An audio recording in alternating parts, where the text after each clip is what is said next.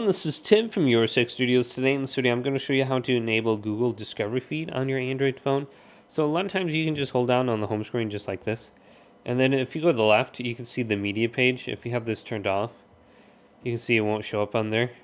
Otherwise, we can go to settings right here and go on down. And this is called Add Media Page to Home Screen.